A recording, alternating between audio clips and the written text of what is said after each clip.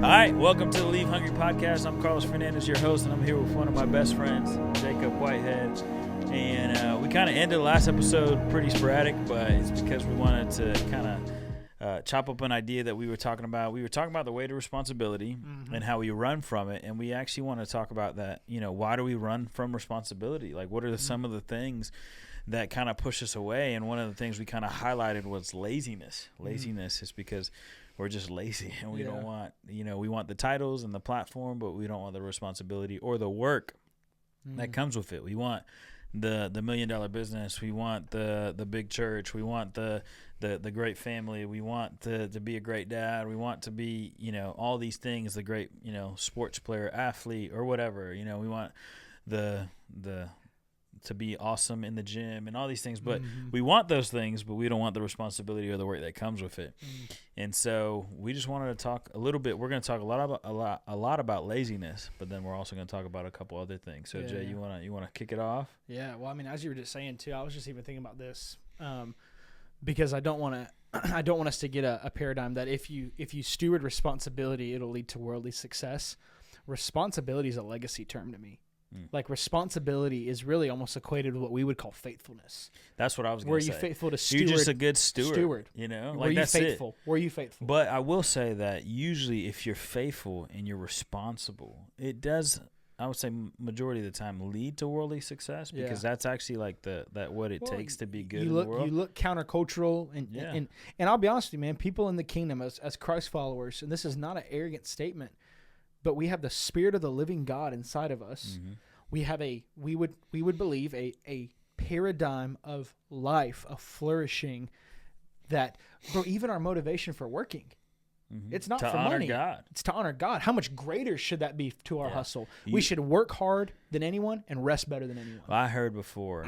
That sorry. Good. But Christians should be the greatest employees. It's true.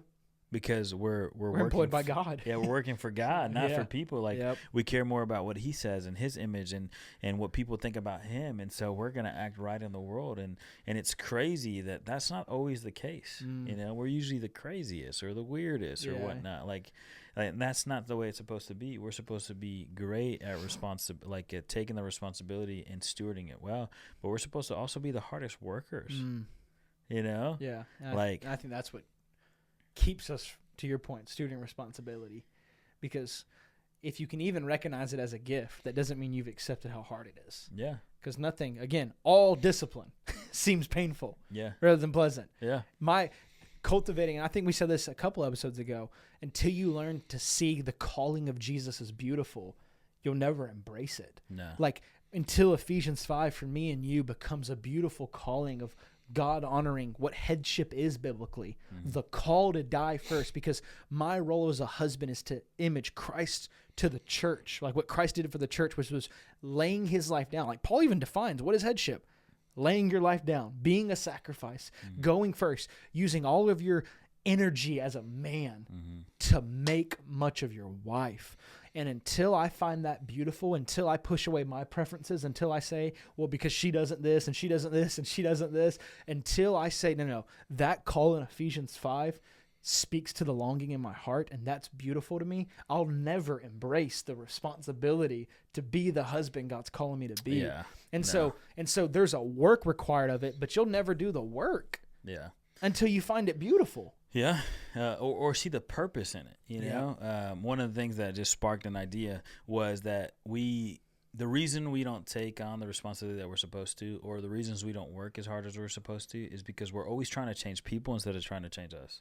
That's actually one of the best lessons that you can learn. You cannot change people. Like, stop trying to change everybody around you, and how about you just change? And then the next thing is that, like, we don't like hard work. And you know what? Hard work, like, if you don't like hard work and you're just lazy, it's going to lead to poverty. And not just poverty in the material world, but it's going to lead to a impoverished soul, poverty in your relationships, poverty all around. And there's a proverb that says a little more sleep, a little more slumber, a little of the folding of the hands of rest, and poverty pouncing on you like a bandit, like a thief in the night.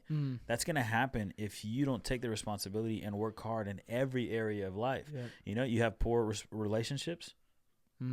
be intentional. Work hard in them. You have a poor work balance or whatever, work life, like work hard in your job. Like stop complaining and just start working. Yeah. You know, you have a poverty in your marriage, like your relationship's not good with your wife, with your kids, right? Work hard, be intentional. Yeah. You know, but if you're always being lazy, you get home and you just turn on the TV and you don't really do things. You really don't serve. You really don't love. You go to work, you just do your thing, and you don't really talk to people. Like you go to church. I mean, a lot of people have poverty in their church community. They go to church, they worship, they listen to the message, and then they go home. Yeah. And then they say, "Oh, I tried it. Nobody really talked to me." You ain't talked to nobody. You ain't work hard in that. It's a two-way street. Yeah. And then we say, "Oh, those people just weren't for me. Those people aren't like me." That's a lie. You know what we have in common is Jesus. Most of the friends that I have now, like, dude, we don't even like the same stuff. Yeah. You know, most of my friends don't even play basketball. They don't like basketball. They hate it. We love Jesus. Yeah. And we can be friends. We can hang out. We can talk. You know, we have two things in common. We love Jesus and we're sinners. So we have common ground every single time. You know what I'm saying? Yeah. And so, like, when we run away from responsibility and from hard work, poverty will pounce on us like a bandit, like a thief in the night, in every area of your life. I think about, even you can talk about in health, laziness in your physical fitness and your health. Yeah. Like a thief in the night, it's going to come all of a sudden. Now, I mean, for me, I'm diabetic. Yeah. It just showed up. Eating like crap. Yeah. Next thing you know, I'm a type 2 diabetic. Why? Because I was lazy.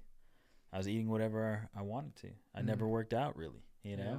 And so for us, like, if you don't take responsibility, like, it will affect you, it will hurt you, you know? And you got to stop running from it. You got to take responsibility and stop worrying about everybody else. Just worry about you for right now. And I don't mean that in a selfish way. When you start to take care of yourself, right? Love yourself, and then love others as you love yourself. Like, it's gonna push you, especially if you're taking the right actions. Like, if you're spending time with Jesus and you're being transformed by Him and all these things, like, that's gonna push you to love people and love people well. Right. But when you're healthy, I mean, you can love others well too. You know, sure. like when you're you have a healthy headspace, and physically healthy, emotionally healthy, financially healthy. Yeah, well, it's just the principle. Like, you can't give anything to anyone you haven't first received. Yeah. The capacity that you love is the capacity that you've received love. The capacity that you hurt comes from the capacity that you've been hurt. Like that's a paradigm, or excuse me, a pendulum that can keep swinging on either side.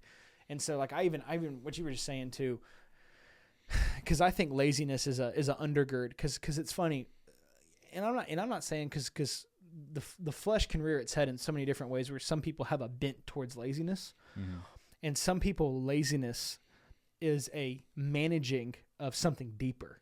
Like, I could think about me. Like, I handle stress primarily one way, but I've handled it other ways. So for me, primarily when I get anxious or stressed, I double down. I'm gonna say I'll take more load on. If something's stressing me out in my mind, I'm going to say I'm going to put more into this. But there's also times where I'm saying, you know what, I just don't care, and I retreat. Where some people have a default towards retreating or things where they stress. So it's so funny because Matt Chandler, he said this one time, and he was just, and I think it's a strong call for men. He said, men, you should come home from work exhausted. Yeah. You should pray to God. God, I need strength right now to go love my wife and love my kids well. You get out of your car and you go love the crap out of your wife and love the crap out of your kids, and you hit your head in the bed. You're exhausted. You wake up.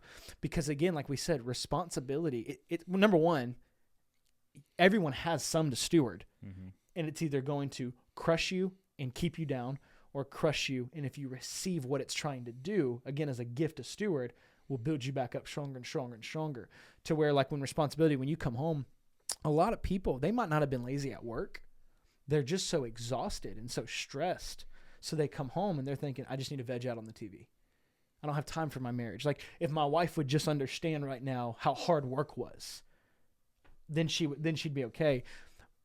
But you're stewarding a responsibility that's almost responsibility doesn't care about bad tendencies, or which we would even call almost neutral tendencies. Like, watching TV is not morally good or bad, but when time's on the line and time's the currency that we're dealing with and a marriage is on the line, it's a waste of time, which is bad stewardship. Yeah. And so I just think there's laziness is usually a byproduct of how stressed we are, how busy we are.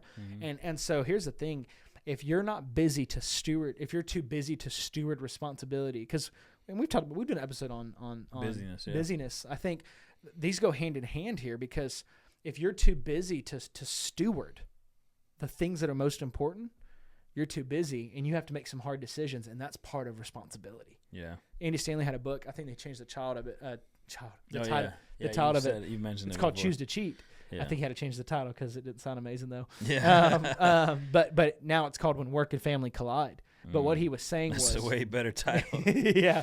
Well, and Andy likes to make the real sticky comments. Yeah. But the whole principle behind the book was everything you say yes to is a no to something, and everything you say no to something is a yes to something. Yeah. So you have to be wise in, hey, is working 70 hours for, and this is fun. This is even secular wisdom that I'm about to say. Andrew Tate made a joke, and he's an interesting feller, but he made a statement that I was like, yeah, why do people not get this? He said, you work your whole life missing your marriage, missing your kids, because you're saying, man, when I'm 60, I'll be able to provide for them the life, be able to vacation with them. We'll have all the money in the world. And he says, and then you get to 60 and your wife and your kids were just like, where were you at for 30 years? We don't want this life. We wanted you present now. And I'm thinking like, man, he gets this, and he don't even call himself a Christ follower. Yeah. This is just a stewardship principle of, look, man, if you're too busy, like, number one, we talked about this. It's been kind of this whole segment we've been talking about for the last couple of weeks. If you're too busy to spend time with God, you're too busy. If you're too busy to spend time with your wife, you're too busy. If you're too busy not to be a present dad or a present mom, you're too busy. If you're too busy to not, like, you should be able to steward everything, and it should leave you feeling depleted so you can get replenished, but not miss the things that matter. Yeah. No, that's so good. Stephen Covey said that we need to stop spending time and start investing time. Right. And he also said this. He says the key is not to prioritize what's on your schedule. The key is not to prioritize what's on your schedule, but to schedule your priorities. And I just thought that was so good. Like, you want to fight against laziness and running away from responsibility, just schedule your priorities. And in Colossians 4 verses 2-6, it says, make the best use of your time. The best use of your time. Yeah. You know, and, you know, again, the fruit of laziness is poverty. The fruit of it. You're not going to be lazy and be successful. Yeah. And we're not talking about success in a bank account. Yeah. We're talking about success in your marriage, your friendship, your with church, Jesus. your discipleship, your walk with Jesus, your family, your job. Like, success doesn't always have dollar signs next to them, but they have great marriages next to them. You know, they have great relationships next to them. You know, like that's what you need to do. And you need to invest in it. Like, it's going to be hard, but it's going to be worth it. Yeah. You know, I always, and I know this is going to sound weird, but I always envy the parents that have great relationship with their kids. Right, like the dads and sons and whatnot. Like, me and my mom have a pretty good relationship, but I just see, like, I wish I would have had an amazing relationship with my dad, at least early in life. Later in life, our relationship was way better. But just hearing the things that the kids used to do with their fathers, like go play sports and go here and do all these things, like, I envied that. But that was that dad investing in their kid. You know, I'm about to read a book called Crazy for the Storm. And it was about this guy's writing the story about the way his dad invested in him. And pretty much he invested him in such a way that there was a point when he was young that something tragic happened that it saved his life, you know? And it was because of his dad's investment in him early on, that he wanted to make sure that his kid knew the way to live, so that in case anything ever happened, he would know exactly what to do. Yeah. And so for us, like, our relationships, our responsibilities cannot afford for us to be lazy. And so is this call, you know, for you to not just do more, to be more. And I think that's what, you know, Jesus kind of calls us to. Like, the Christian life can't afford for you to be lazy. There are people dying of sin, you know, on their way to hell. And we're being lazy because us as Christians, we don't know the gospel. We don't pray for our friends. We don't tell them. We don't share Jesus with them. We don't even do the easiest thing we could do, and that's invite them to church. Like, that's a low bar thing. just inviting somebody to go with you to sit for a couple hours on a Sunday, right? We can invite them to go see Deadpool, but we can't invite them to church. It's crazy, right? Yeah. But just seeing those things, those small things, like you can't afford to be lazy, man. Like you don't know when your friends are going to be here and when they're not. You know, like they're here one day and gone the next, like a vapor, like a mist is what they call it. The days are evil. Like, so for us, the responsibility, like you need to take it on and steward it well. Like you have been given a seat at some people's tables that will never like walk into church. Never. Like it doesn't matter. But they'll come to your table, they'll come to your house, and you can share the hope that you have with them, But it's the fact that we're lazy, that we don't like the responsibility, that we're running away. We're too busy to share the gospel. Ain't that crazy? Well, like if we get to heaven and God says, "Hey, why didn't you share the gospel?" Oh God, I was too busy working. Yeah, it's like, if you're too busy to love your neighbor, you're too busy. Yeah. I just think too, 2 Corinthians 5, Paul says we are, listen to the word, entrusted with the gospel as ambassadors. What does entrust mean? I've entrusted you with a sense of responsibility to steward this good news. Yeah, it's trust. It's trust. He trusts you. Ain't that beautiful? Yeah. That the God of heaven, creator of everything, the universe, the planets, the sun, the stars, the earth, every single body on the earth, he's entrusted you with telling people about his son to go to your neighbors and the nations. Yeah. Ain't that amazing? Yeah. And we run from it, but it's a play from the devil that he loves. He wants you to be lazy. He wants you to self-indulge. The world, the flesh, and the devil, that's what they push you to. The flesh tells you that self-indulgence and self-gratification or instant gratification is what you want, right? And the world's kind of promoting, do what you do, live your life, and then the devil's over here just kind of twisting things, and then you're just believing it. Yeah. Like you have tomorrow. Like that's a lie that we have, I mean, God forbid anything happens to us, but tomorrow's not promised. Today, right now, this is what we have, and just taking hold of it and that's why, like, if we become more responsible as followers of Jesus, man, the world will change. Yeah, 100%. If we just take the responsibility for our families. Well, and I think too, and we can probably end on this note, as we're kind of again shifting, redeeming this paradigm of responsibility, we can let fear. I think fear would be the last one I would say. Yeah, that's one. Fear of the responsibility, fear of failure, fear of messing it up, fear of missing out. We are in a day and age right now, and especially as followers of Jesus, we're about to enter into a season, very sensitive times politically. We're about to see the I just had this, Venom from Marvel. He attaches, what he does is the symbiote. He attaches as an external force, and all he does is he brings out the worst characteristics of what of the person that he's controlling, right? Yeah. We're about to enter into a season where there's going to be a force, because we don't wrestle against flesh and blood, that's going to express all of the depravity of humanity. And we still have a responsibility to be light. We have a responsibility to speak truth. We have a responsibility to still love. We have a responsibility to disagree and still be unified under the same name of Jesus. We have a responsibility to keep fighting for our marriages. We have a responsibility to keep fighting for our kids, for our friends, for those far from God. We cannot lose the urgency, but I promise if we are fearful, if we fall into despair, we will crumble and be crushed by the weight of responsibility. But if we remember, and this is in John Tyson's in Jefferson Bethke's book, he used a picture of, imagine you're in war fighting, and you've seen your comrade die over and over and over again. You've killed enemy after enemy. You've been warring. You don't know what day it is. You don't know what time it is. You forget, and you're hungry. You feel tired. You feel exhausted. It's just kill after kill, noise after noise. Everything is just so beyond at this point. Like you're just so blah to everything.